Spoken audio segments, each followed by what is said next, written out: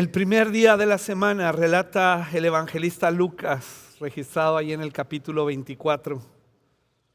En el primer día de la semana, muy de mañana, las mujeres fueron al sepulcro, llevando las especias aromáticas que habían preparado, y encontraron que había sido removida la piedra que cubría el sepulcro, y al entrar no hallaron el cuerpo del Señor Jesús.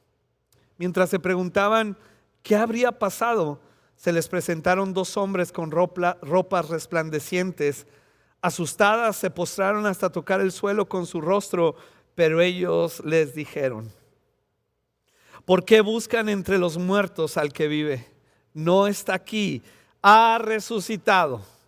Recuerden lo que les dijo cuando todavía estaba con ustedes en Galilea: el Hijo del Hombre tiene que ser entregado en manos de hombres pecadores y ser crucificado, pero al tercer día resucitará. Él tiene que ser entregado en manos de pecadores. La paradoja es que sería entregado en manos de los pecadores a quienes venía a salvar, y ellos lo crucificaron. Era necesario que Él muriera. Era necesario porque en Cristo Jesús, quien no conoció pecado, Dios juzgó el pecado. Lo hizo pecado para juzgar en Él mi pecado. La Biblia nos lo explica ahí en el capítulo 3 de Romanos, que Jesús recibió el golpe de la ira de Dios. Dios estaba seriamente enojado y ofendido con toda la raza humana porque nosotros nos alejamos de Él, porque nosotros deliberadamente ignoramos su palabra, sus instrucciones, su corazón, y decidimos hacer lo que nos daba la gana, desde Génesis 3 hasta ahorita. Pero Dios en Cristo Jesús descargó su enojo. Jesús vino a satisfacer la justicia, la santidad de Dios. Así que Él recibe el golpe de la ira, que la Biblia lo llama propiciación. Y gracias a ese golpe de ira, nosotros recibimos redención. Y la redención es que su sangre nos cubre. No es que se anula nuestro pecado, es que se paga nuestro pecado. Es que ahora por su sangre nosotros somos redimidos y somos adoptados como hijos de Dios en Cristo Jesús. Y por último, lo que nos explica Romanos 3, ya que Él recibió el golpe de la ira, ya que Él nos redimió, también nos dice que Él nos imparte justicia, nos justificó. Y justificar a alguien no es como decirle: tú no hiciste nada. No, sí hiciste, pero yo te doy la justicia que no mereces. Por eso se recibe por fe y es dado por gracia de parte de Dios. Esta justificación habla de un cambio de posición donde yo era hijo de ira. Yo estaba como enemigo de Dios y ahora soy amigo de Dios, sentado en un lugar celestial con Cristo. Era necesario que Él viniera en cuerpo y en su cuerpo llevara el dolor de nuestros pecados.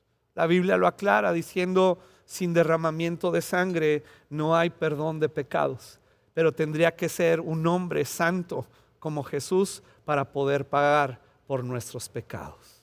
Así que lo aclara y les dice: pero recuerden que al tercer día resucitará. Entonces ellas se acordaron de las palabras de Jesús.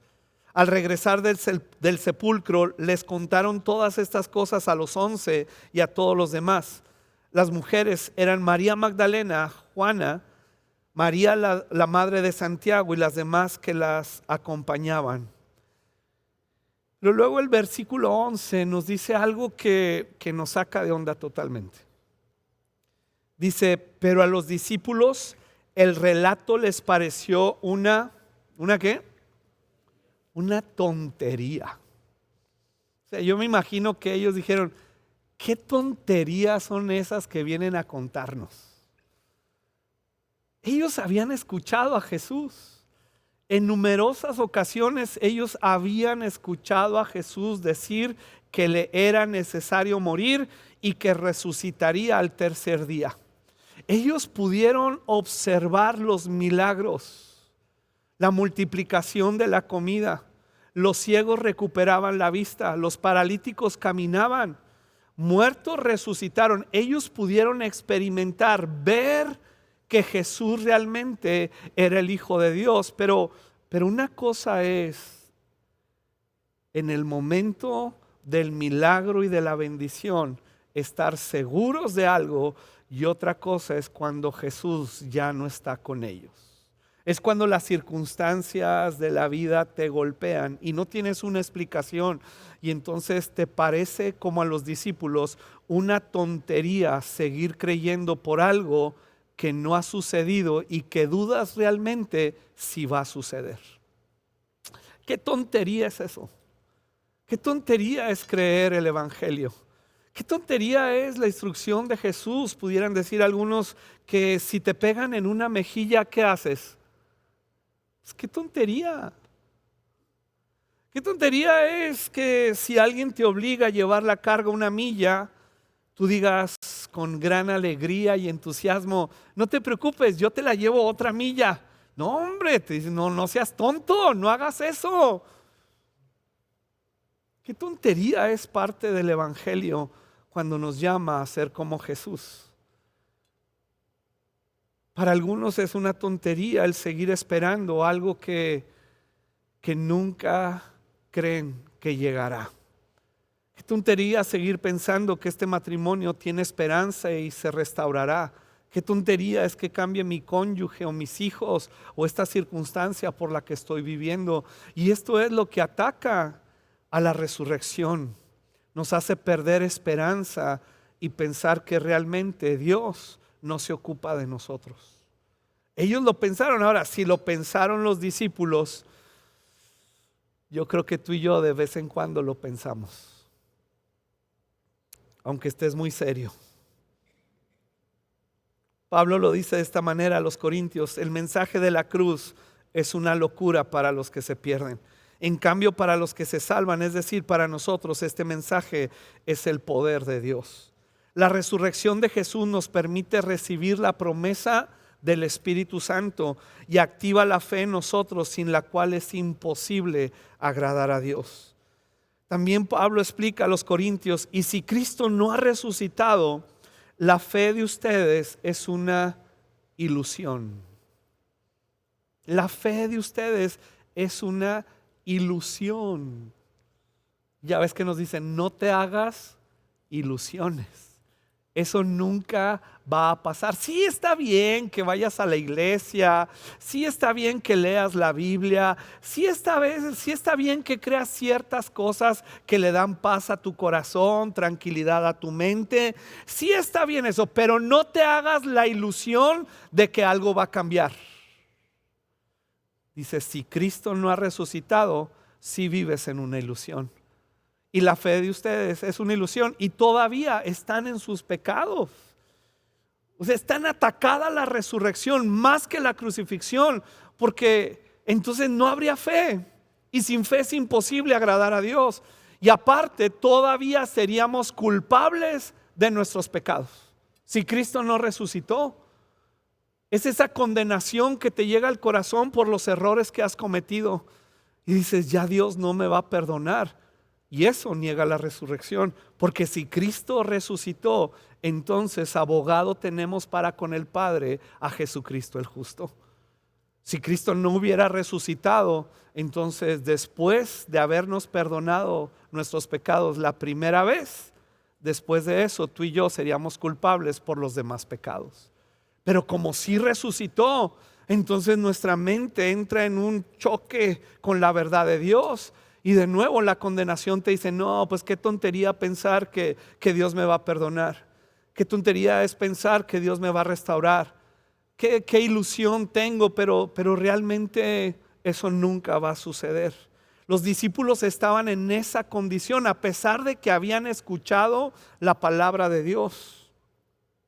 Y continúa el relato en Lucas diciendo que Pedro salió corriendo al sepulcro, se asomó y vio las vendas de tela de lino, luego volvió a su casa diciendo, sí es una tontería, sí está muy extraño esto. Hay que buscar una explicación lógica y satisfactoria a estos eventos porque algo pasó.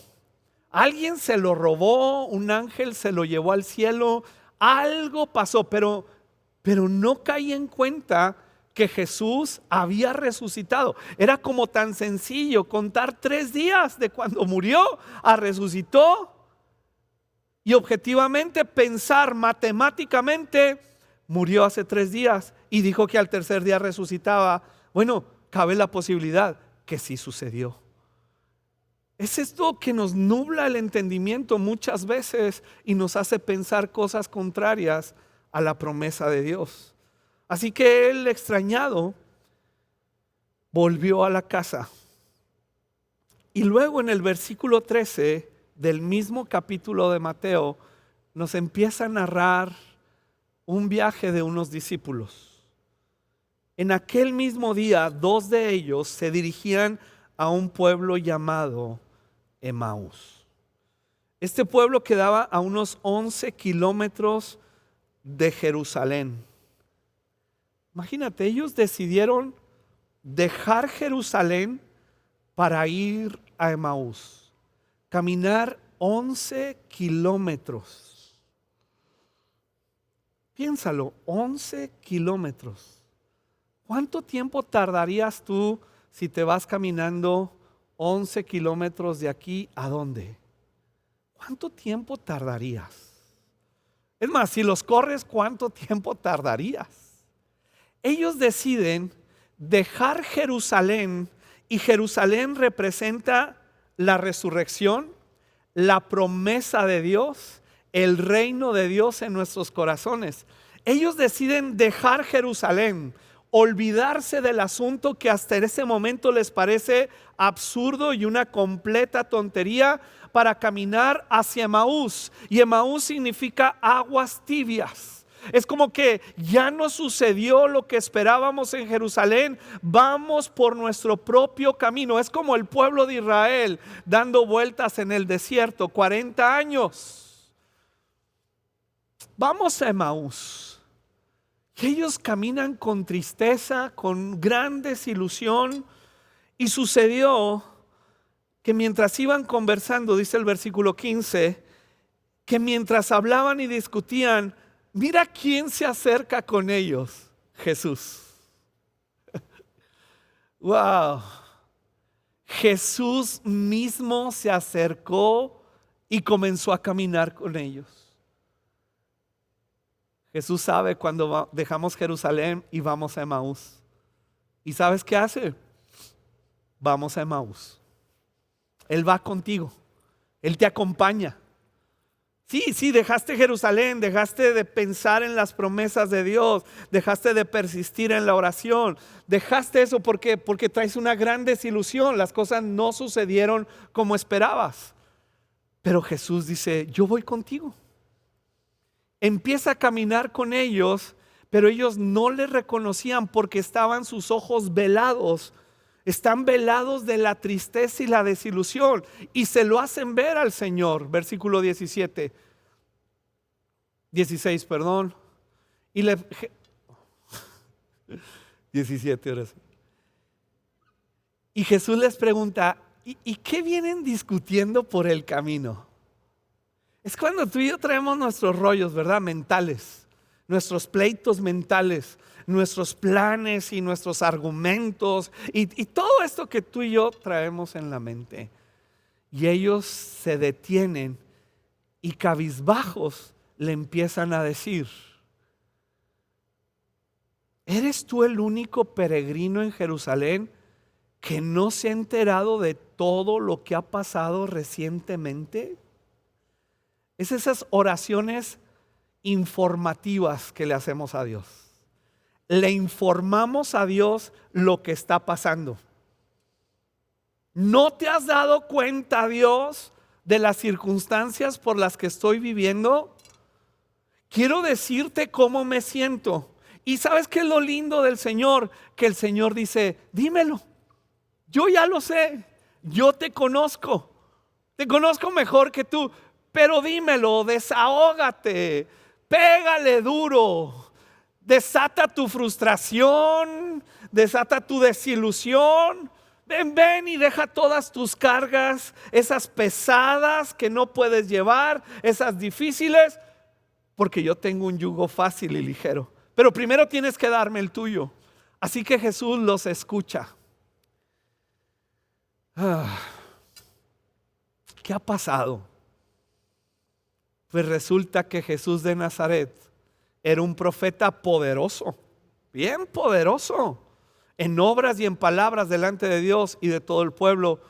Pero los jefes de los sacerdotes y nuestros gobernantes lo entregaron para ser condenado a muerte y lo crucificaron. Y ahí sale el peine.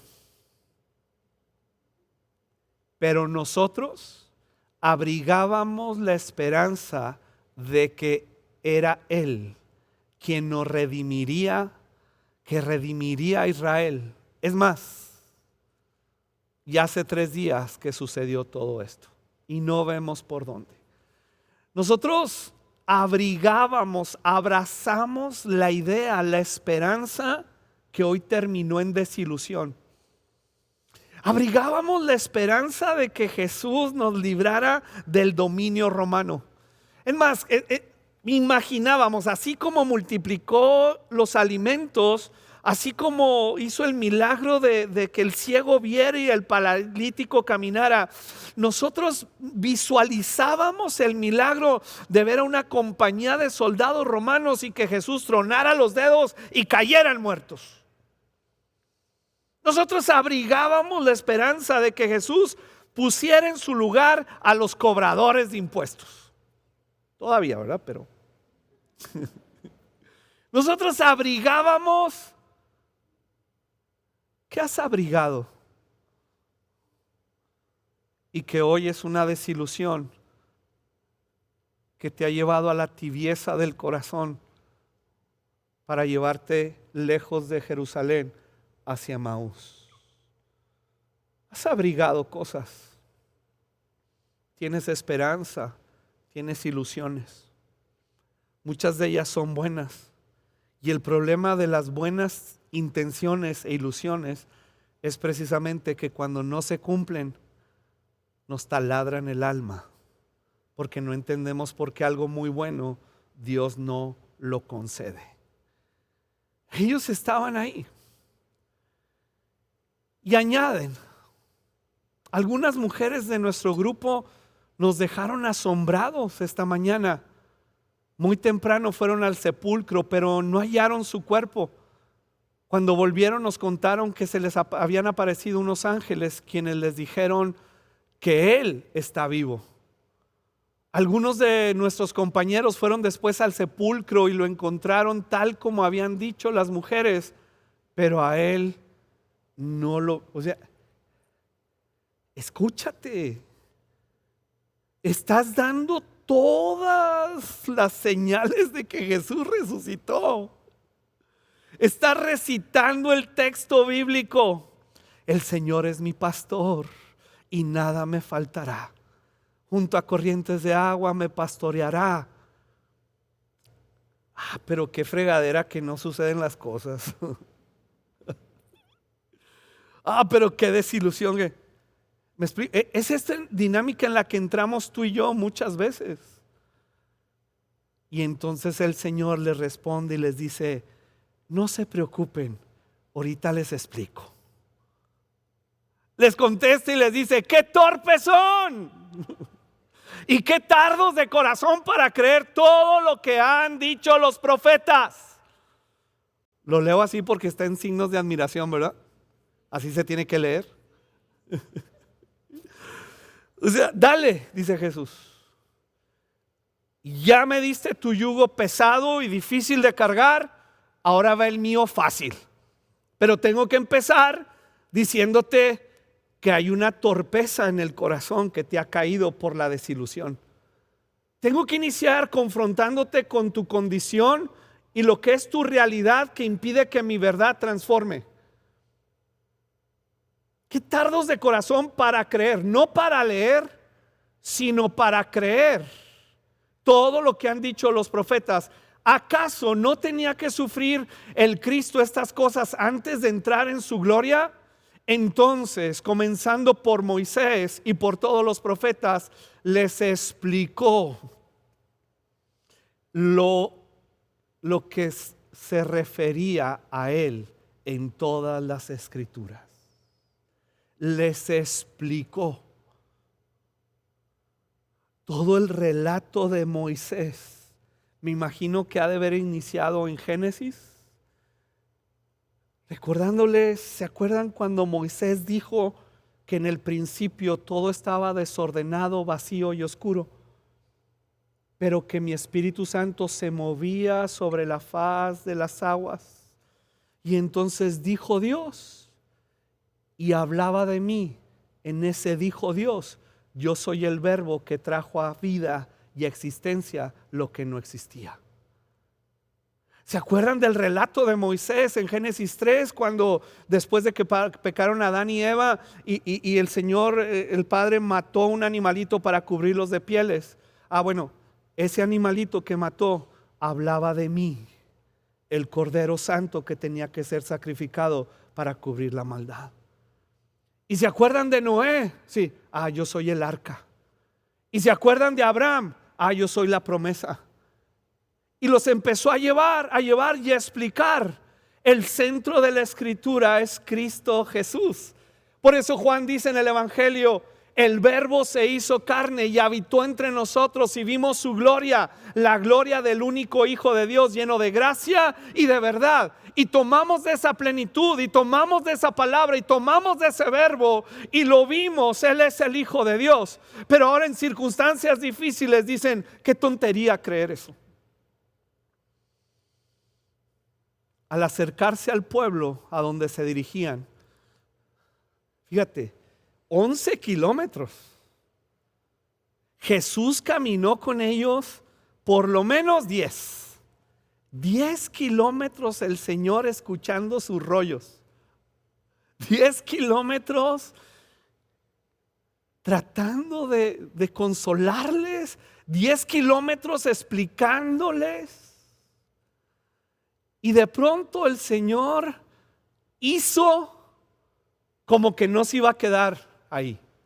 Como que yo voy más adelante, ustedes quédense en Emaús. Hizo la finta. Pero luego ellos le insistieron, quédate con nosotros, que está atardeciendo. Y es casi de noche, así que entró para quedarse con ellos. Tú nunca, jamás vas a perder a Jesús. Y Jesús nunca te va a perder a ti.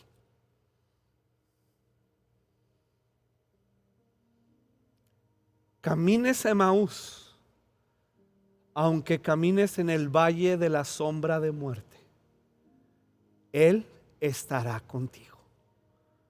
No hay infierno, no hay pecado, no hay nada que te pueda alejar de su perfecto amor.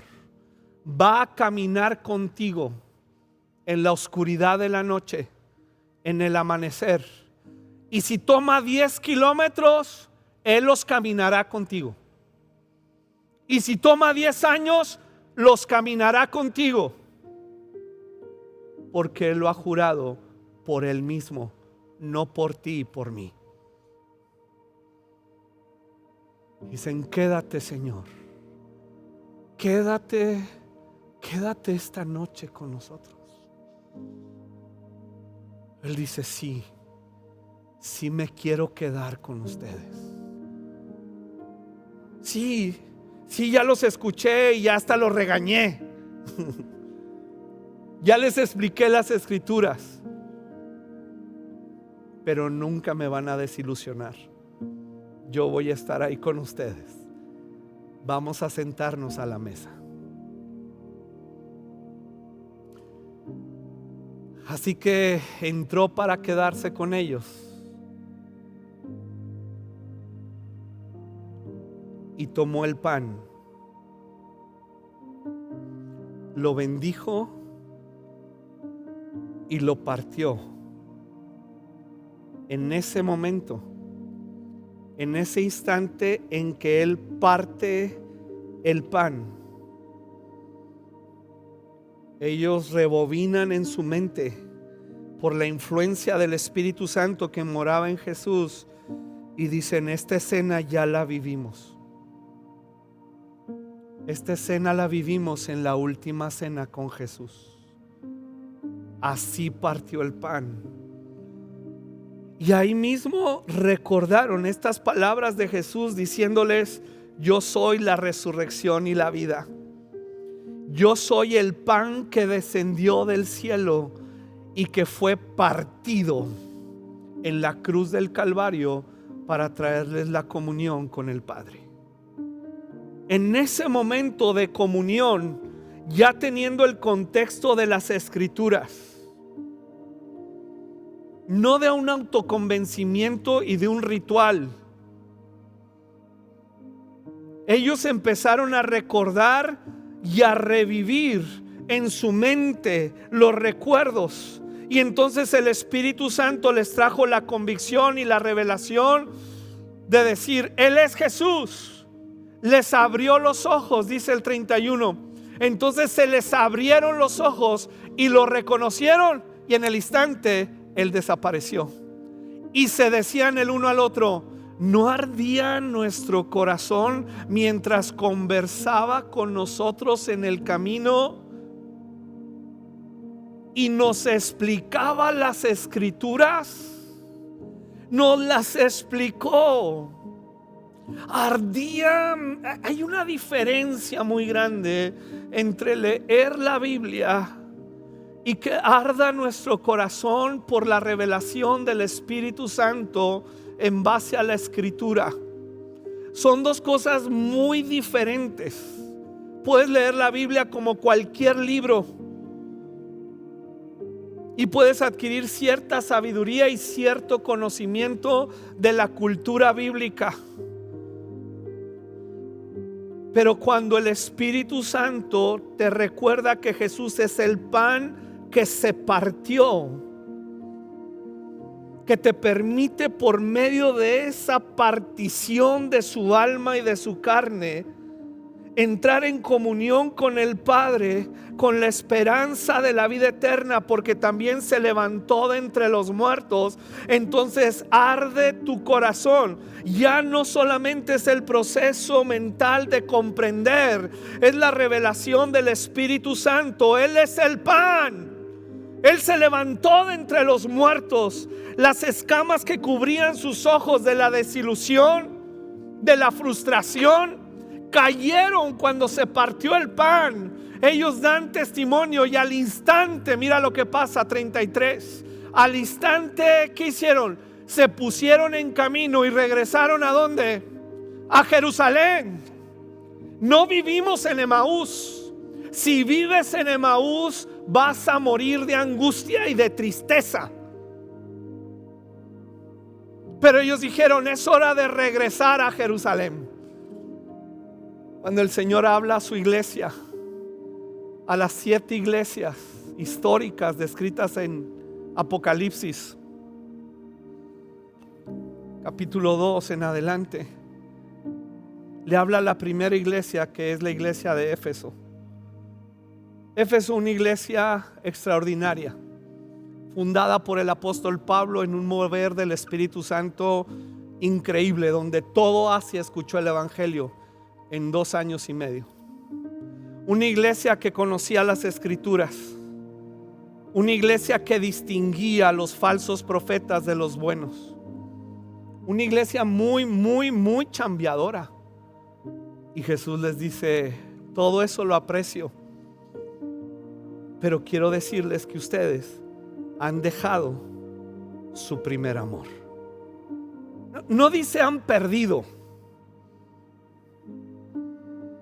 Y aunque una versión dice perdido, cuando tú encuentras el sentido original en el idioma en que fue escrito, es que tú abandonaste. Tú dejaste Jerusalén para ir a Emaús.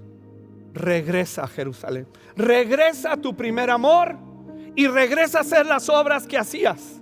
No te quedes en Emaús lamentando la tragedia. No te quedes en Emaús lamentando la desilusión. No te quedes en Emaús viendo tus heridas. Regresa a Jerusalén, donde está la cruz, donde está la resurrección, donde es la promesa, donde peleas las buenas batallas de la fe, donde tomas la palabra revelada por el Espíritu Santo, donde tomas la armadura de Dios que fue dada en la cruz y en la resurrección. En Jerusalén, donde Cristo se levantó de entre los muertos, es cuando tú sabes por el Espíritu Santo que la palabra está en firme, porque fue sellada con su sangre. Y pasará un año, pasarán dos, pasará el cielo y la tierra, pero su palabra, la escritura viva que es Cristo, nunca pasará. Se cumplirá y Él hará lo que ha prometido.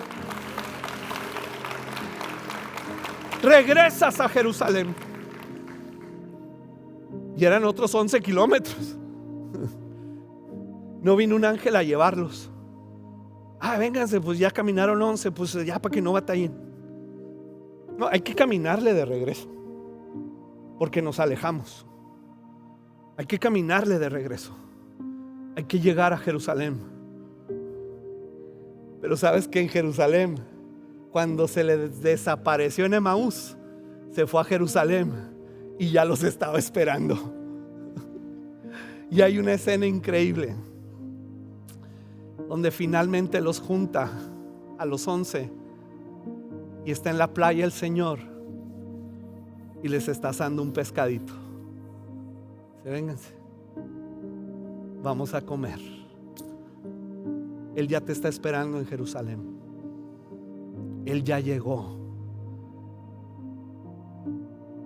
Vamos a orar.